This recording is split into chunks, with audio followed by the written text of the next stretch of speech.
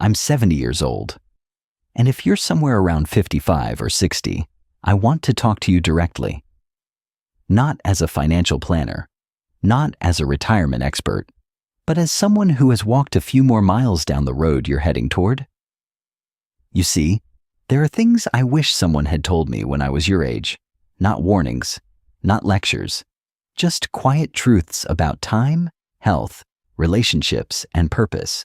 This is not a video about how to save money or how to downsize your home. This is about how to live fully, deeply, intentionally before life quietly moves past you.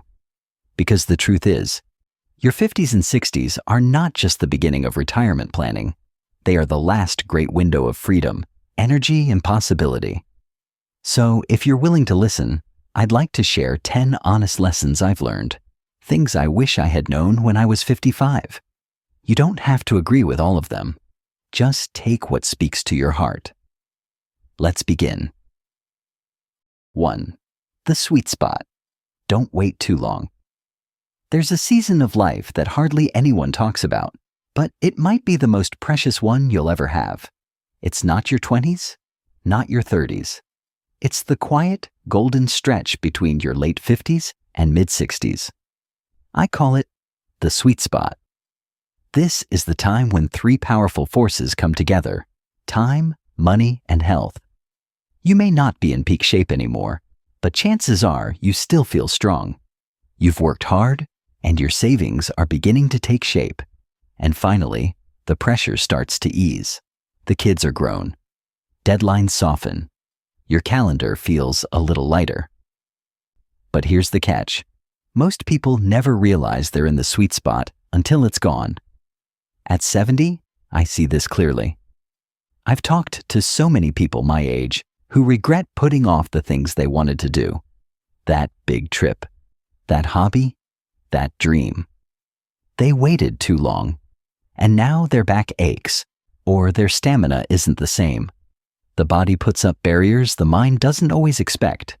You might be in that rare chapter right now, where life is giving you permission to live boldly. Take it. What's something you've been putting off? A place you've dreamed of seeing? A skill you've always wanted to learn? Don't wait for the perfect time. It's already here, and if you don't use it, it quietly slips away. Studies even show that life satisfaction tends to peak between ages 59 and 65, right in that sweet spot. So don't waste this window. This is your time to build memories that don't just sit in a scrapbook, but live in your heart forever. 2. Time is the real currency. We're taught to measure money, to track our savings, to celebrate promotions. But no one teaches us to measure what's even more valuable: our time. You can always make more money, but time? You only get a set amount, and most of us don't realize we're spending it poorly until we're looking back, wondering where it all went. Think about this. The average American spends nearly 9 years of their life watching television. 9 years. Not because they're lazy, but because they're drained, or bored, or unsure what else to do. So here's a challenge. What if you started treating your afternoons like investments? Instead of watching time go by, you could put it toward things that bring you joy, energy, and meaning. I once met a retired teacher who used to clean her own home top to bottom every Saturday. It exhausted her. One day, she decided to hire help and use that time to take watercolor classes at the community center. She told me, "I bought back my Saturday and found myself again." That's the key. Don't just protect your money, protect your hours. Even small changes help. Skip a draining task. Say no to a meeting. Take a quiet walk instead of running errands. Little by little, you get your life back. Studies even show that people who value time over money tend to report greater happiness, lower stress, and better health. It's not about being selfish. It's about being intentional. So, ask yourself, what's one thing this week that's costing you time, but not giving you life. And then, make a change. Your future self will thank you. 3. Learn to say no and feel good about it. When we're younger, saying yes opens doors. It helps us build careers, relationships, and experiences. But at some point, usually in our 50s or 60s, that same habit starts to backfire. You begin to say yes out of guilt, or habit, or because you don't want to disappoint others. And over time, your calendar fills up with commitments that leave you behind. At 70, here's what I've learned. Saying no is not rejection. It's protection. You're protecting your peace, your health, your time. And yes, it's okay to do that. I worked with a woman in her early 60s. She was offered a big job title with a higher salary, but also longer hours, more travel, and no room for flexibility. After much thought, she said no. And that one no gave her the freedom to relocate, be closer to her grandkids, and pursue a creative passion she'd buried for decades. Saying no doesn't mean you're closing doors. Sometimes it means you're opening the right ones. Research shows that people who prioritize their own values and boundaries report lower stress and higher satisfaction in later life. Saying yes to everything doesn't make you generous. It makes you exhausted. So here's a simple tip. Before you agree to anything, ask yourself, will this bring me energy or take it away? If it drains you, gently say no, not out of anger, but out of love, for your own well-being. Because this season of life isn't about pleasing everyone. It's about finally showing up for yourself. 4. Make time for joy, on purpose. Somewhere along the way, many of us stopped doing the things that made us smile for no reason. We traded wonder for routine, curiosity for responsibility, joy for practicality. And slowly, without even realizing it, we forgot how to have fun. But joy isn't childish. It isn't a luxury. It's fuel for the soul, especially as we age. One man I knew after retiring at 62 admitted he didn't know what to do with his free time. He'd worked hard his whole life, raised a family, built a retirement fund. But once the structure was gone, so was his sense of purpose. He felt lost, disconnected. Then one day, he dusted off his old harmonica, something he hadn't played since high school. He played for 15 minutes, then 30, then an hour. He ended up joining a local music circle. Today, he plays every Friday at the senior center. And he told me, "This little instrument saved me from becoming invisible." That's what joy can do. But joy doesn't happen by accident. You have to make room for it. You have to treat it like it matters, because it does. So, what did you love doing when you were young? Painting? Roller skating? Building things in the garage? Dancing in the kitchen? Whatever it was, I promise you, it's still in there. It hasn't disappeared. It's just waiting for an invitation to come back. Neurological studies show that engaging in playful, joyful activities, even just once or twice a week, can help reduce depression, sharpen memory, and increase emotional resilience in older adults. That's not just good for your heart. That's good for your brain. So go ahead, bake for no reason, take that dance class, laugh loudly at silly movies. Let your grandkids see that life after 60 isn't gray and quiet, but colorful, vibrant, and full of unexpected delight, because joy doesn't age, and neither should your spirit. 5. Invest in your health while you still can. If you're in your late 50s or 60s, let me say this as gently and honestly as I can. Your body is talking to you. Are you listening? For years, I ignored the signals. I thought, I'm fine, or it's just part of getting older. But what I didn't realize is that small neglect in your 60s becomes big limitation in your 70s. It's not about being perfect. It's about being proactive. A friend of mine, Carl, was 60 when he started walking 3 miles every morning Nothing extreme, just a simple habit. 10 years later, he's 70 and still traveling, still biking, still chasing his grandkids around the park. He always says, "The walks I did at 60 are why I'm not in a walker today." That stuck with me. The truth is, we spend years saving money for retirement, but forget to save our health. But no matter how much you've got in your 401k, it means little if your joints hurt too much to enjoy life. Start small. Take walks after dinner. Add some strength training with light weights. Eat a little cleaner. Prioritize sleep. Get your checkups. Even just tracking your steps or drinking more water can create a ripple effect. And don't forget mental health. Loneliness, grief, and change can creep in as we get older. It's not weakness. It's part of the journey. But don't face it alone. Talk to someone. Join a group. Reach out. New studies now show that consistent, moderate exercise can add up to 7 healthy years to your life. Not just more years, but better years.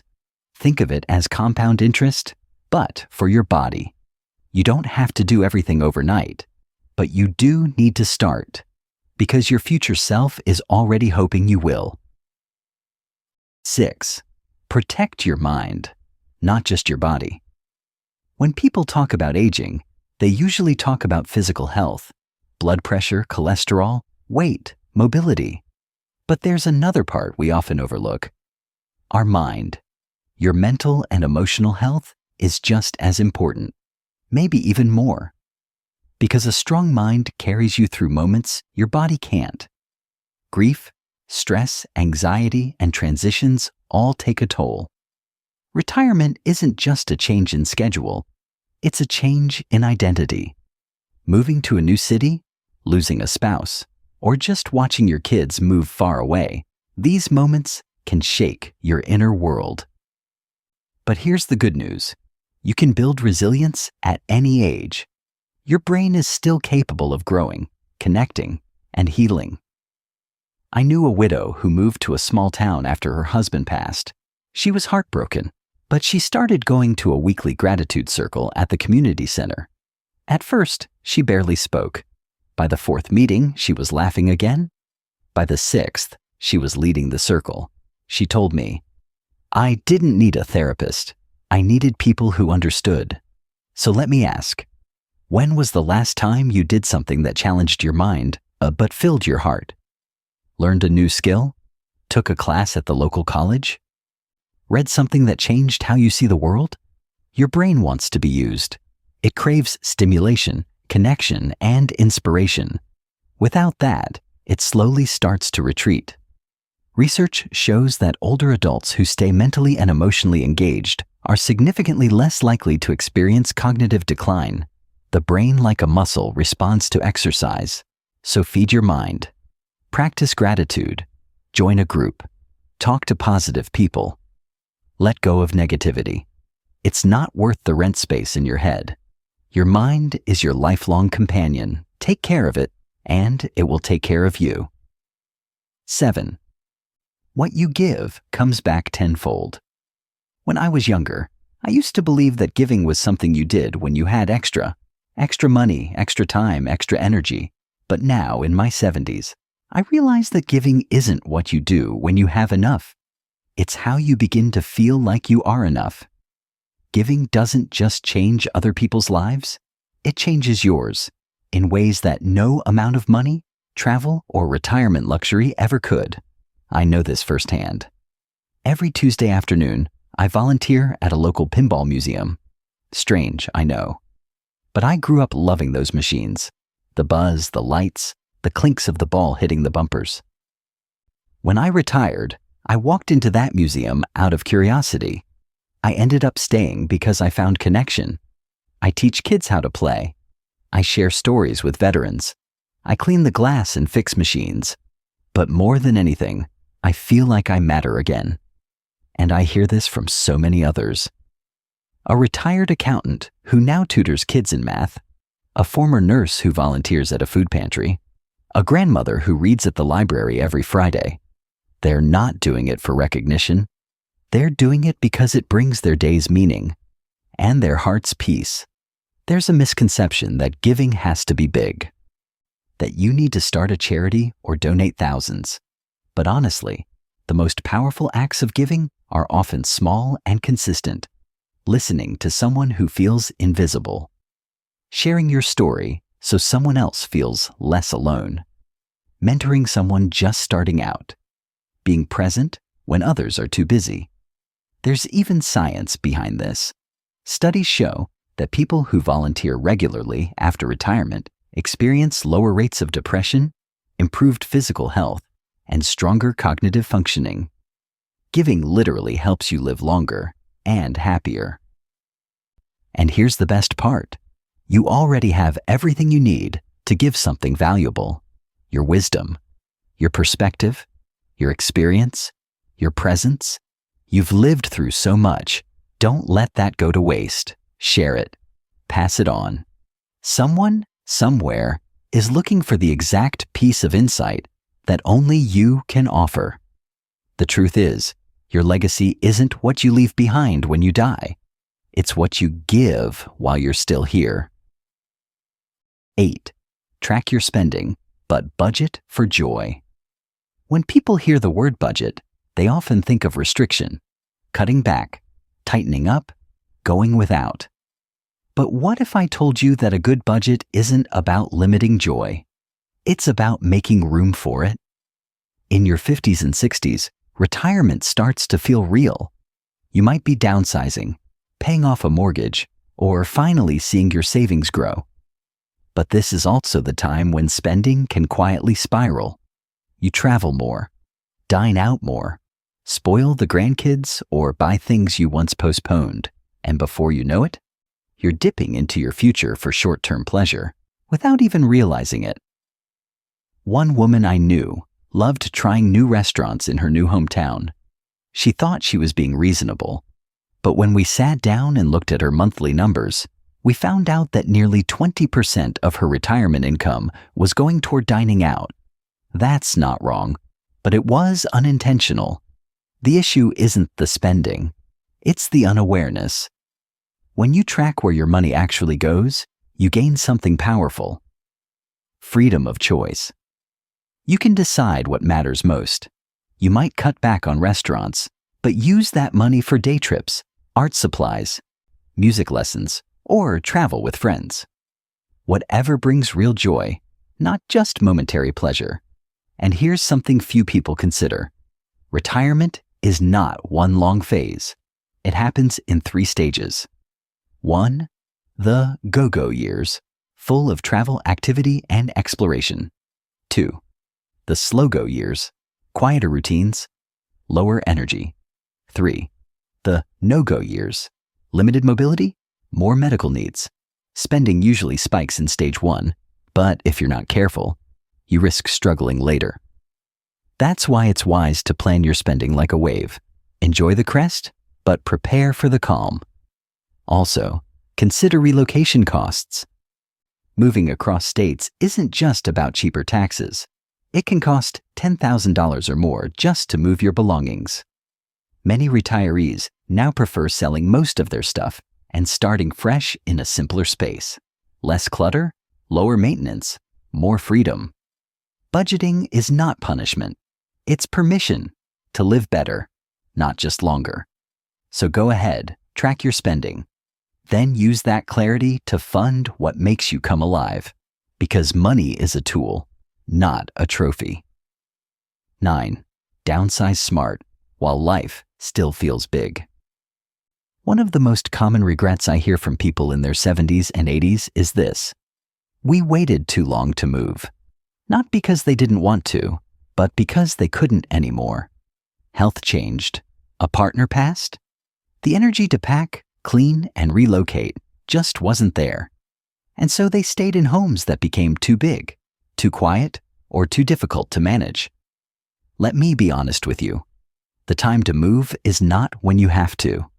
It's when you still want to. Think of downsizing not as giving up space, but as making space for what truly matters. Less lawn, more leisure. Fewer rooms, more freedom. Fewer stairs, more peace of mind. I met a couple who moved from Florida to South Carolina. They traded hurricanes and high insurance premiums for a single-story home near walking trails and a top-rated hospital. They said, "We feel younger here, not older." That's the power of the right move. Here are things most people forget to ask when considering relocation. Is healthcare nearby and easy to access? Is the community friendly, walkable, and safe? Are there ways to connect? Clubs, volunteer groups, events? Are you downsizing the house but upsizing your life? And here's something smart. Instead of visiting for a weekend, try staying in that town for a full month. Rent a short-term place. Go to the grocery store. Attend community events. Walk the neighborhood. Feel it, not just see it. Your home should fit the person you are now, not the version of you from 20 years ago. And if your current home no longer fits your life, that's not failure, it's growth. Think of it this way. You're not moving away from a house. You're moving toward a future that feels lighter, freer, and fuller. 10. Don't just retire from something. Retire to something. Most people think of retirement as a finish line, a goal, an end to work, to pressure, to obligations. But the most fulfilled people I've met in their 70s and beyond, those who wake up each day with purpose, didn't just retire from something. They retired to something. Let that sink in, because it changes everything. You see, retiring from a job can feel like freedom at first. No more alarms, no more meetings, no more deadlines. But after a few months, many retirees wake up one day and feel lost, not busy, not needed, not seen. They ask themselves, who am I now without that job, that title, that role? The truth is, work gave many of us a built-in identity, a reason to get up, a rhythm to our days. And when that disappears, it creates a quiet emptiness that no cruise or home project can truly fill. But there's good news. Retirement isn't the end.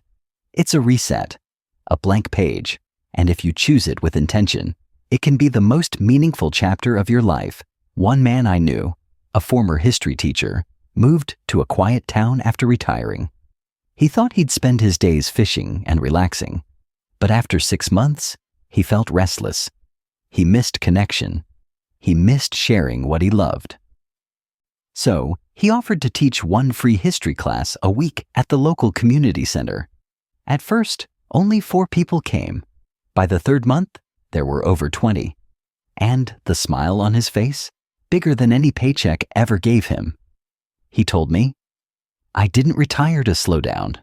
I retired to finally do what I love without red tape." That's the key. Retire to something. A part-time role that excites you, not exhausts you. A cause that stirs your heart. A hobby you always said you'd pick back up someday. A new town. A garden. A gallery. A podcast. A new identity. Not defined by a paycheck, but by passion. And if you don't know what that something is yet, that's okay. Exploration is part of the process. You might try 3 things, and only one sticks. But when it does, you'll know. Because it won't feel like you're passing time. It'll feel like you're finally using it. Here's something fascinating. Studies show that retirees who engage in purpose-driven activities report 40% higher life satisfaction and even better cognitive health over time. And no, your purpose doesn't have to be grand or public. It can be simple, quiet, personal, mentoring a young neighbor, hosting Sunday dinners, creating something with your hands, writing letters to loved ones, organizing old family photos into albums with stories written by you. You've spent decades giving your energy to work, to family, to obligation. Now's the time to give your energy to meaning. So instead of asking, "What am I retiring from?" ask yourself, "What am I retiring to?" This isn't the end of your story. It's the part where the plot changes. and you finally get to be the author. If you're in your 50s or 60s, I hope this has been more than just advice. I hope it felt like a quiet conversation with your future self, one that says, it's not too late. But it won't always be early either. You don't need a perfect plan. You just need to start choosing life on purpose. Whether it's protecting your time, rekindling joy, or downsizing for freedom, every small decision becomes a brick in the foundation of your next chapter. So take the trip, make the call, learn the thing, say the no, say the yes, share your wisdom, give back, and above all, live like your best years are not behind you. Because they're not. They're waiting, right in front of you. Thanks for walking this part of the road with me. I'm 70, and I'm still becoming. So are you.